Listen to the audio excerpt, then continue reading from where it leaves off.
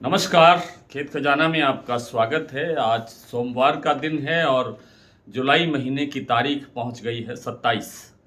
और आज विदेशी बाज़ारों के अंदर बड़ी गिरावट आने से, जो तेलों का बाज़ार है उसमें गिरावट आने से सरसों के तेल पर भी दबाव बढ़ा और उसी के कारण से सरसों में आज थोड़ी सी 100 रुपये तक की गिरावट दर्ज हुई है। विदेशी बाज़ारों में गिरावट क्यों आई आप सब जानते ही हैं, क्योंकि जब से फिर से कई बार बीच में समझौते हो चुके और कई बार जो है तनाव जो है वो दोबारा से बढ़ना शुरू हो गया, रीटेंशन हो गई। तो उस कारण से कल से ये जब फैसला आया ट्रंप साहब का कि अब वो ईरान पर जो बड़ा हमला है वो नहीं करेंगे, और इस बात से ही बाज़ार जो है वो बैठ गया, क्योंकि क्रूड ऑयल में बड़ी गिरावट आई है। क्रूड ऑयल में बड़ी गिरावट आने से ही शिकागो और केएलसी के अंदर गिरावट बढ़ी। केएलसी में गिरावट आई, शिकागो में गिरावट आई और उसके दबाव से सरसों तेल पर थोड़ा सा दबाव बना है। कुछ लोग ये कह रहे थे, आज कई ग्रुपों में मैं देख रहा था तो ऐसा लिखा आ रहा था कई ग्रुपों के अंदर कि सरसों के अंदर मुनाफा वसूली आई है। बिल्कुल गलत है, मुनाफा वसूली कहीं नहीं आई है। मुनाफा वसूली करने का समय भी नहीं आया है प्रॉपरली।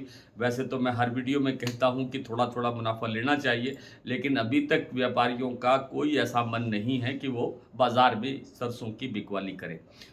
यही कारण है कि आज भी आवक नहीं बढ़ी और मात्र 2.5 लाख बोरी की आवक रही सोमवार होने के बावजूद, जबकि सोमवार को आवक अच्छी रहती है।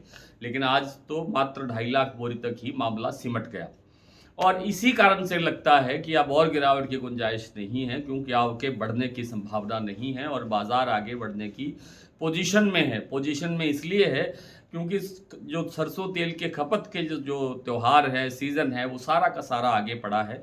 अभी हम अगस्त में एंटर करने वाले हैं 3-4 दिन के बाद में, और अगस्त में एंटर करने के बाद में फिर कुछ रक्षाबंधन का त्यौहार आएगा, जन्माष्टमी का त्यौहार आएगा, फिर आगे जा कर के एक 15 दिन का एक ब्रेक भी आता है। आप सब जानते हैं वो 15 दिन का ब्रेक होता है पितृपक्ष का, जिसे हम कनागत कहते हैं। और पितृपक्ष के अंदर बाजार थोड़ा सा शांत सा रहता है, या आप कह सकते हैं कि स्मूथ सा रहता है, बैलेंस्ड सा चलता है, कोई ज़्यादा गड़बड़ नहीं होती है। लेकिन उसके बाद जैसे ही नवरात्र शुरू होता है, नवरात्र के अंदर फिर बाजार बढ़ने लगता है, क्योंकि नवरात्र की मांग बढ़ने लगती है और उसके बाद फिर नवरात्र में ही दीपावली की मांग भी बढ़ने लगती है। तो कुल मिलाकर के तेल खपत का सारा सीज़न आगे है, और सरसों की जो आपूर्ति है वो बढ़ने की संभावना बिल्कुल दिखाई नहीं देती है। किसी कोने से भी, कहीं से भी कोई ऐसा लगता ही नहीं है कि सरसों यहाँ से बढ़ कर के आ जाएगी।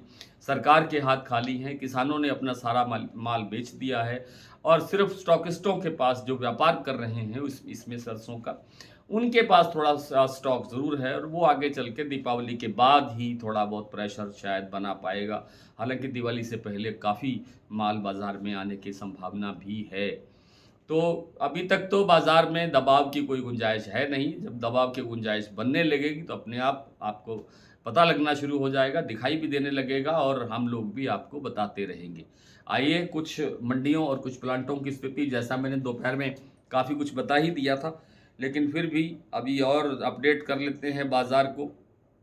तो आज जो जैसा आपको पता ही है कि भरतपुर मंडी का भाव खुला था 7,862 रुपये, जो शनिवार की तुलना में मात्र 8 रुपये कमज़ोर हुआ। लेकिन जयपुर का भाव 50 रुपये टूटा, चरखी दादरी का भाव 100 रुपये टूटा, दिल्ली का भाव 75 रुपये टूटा। प्लांटों के अंदर 50-50 रुपये की गिरावट हुई, और अन्य मंडियों के अंदर भी लगभग 50 रुपये की गिरावट दिखाई दी है। भरतपुर 7,862, जयपुर 8,325, दिल्ली 8,175, चरखी दादरी 8,125, अलवर 7,900, बरवाला 7,500, हिसार 7,600, मोरैना 7,800 रुपये, ग्वालियर 7,900 रुपये, खैरथल 7,840, टोंक मंडी 7,830, निवई 7,850, सिवानी 8,050, नडबई 7,862, खेरली मंडी 7,862, रेवाड़ी 7,900, और सुमेरपुर मंडी का आज का भाव रहा 8,350। देई बूंदी में भाव है 8100 रुपये, धौलपुर मंडी का भाव है 8,000 रुपये, हिंडौन मंडी में आज भाव रहा 7,941 रुपये। सलोनी प्लांट में इस समय, शमशाबाद प्लांट में भाव है 9,025, दिग्नेर में भाव है 9,040, अलवर में और कोटा में भाव है 9,000 रुपये। शारदा प्लांट का आज भाव उपलब्ध नहीं हुआ। बीपी आगरा का भाव रहा 8,000, 8,595 रुपये, गोयल कोटा 8,250 रुपये। तो आज इतना ही, कल आपसे फिर मुलाकात होती है, तब तक के लिए नमस्कार।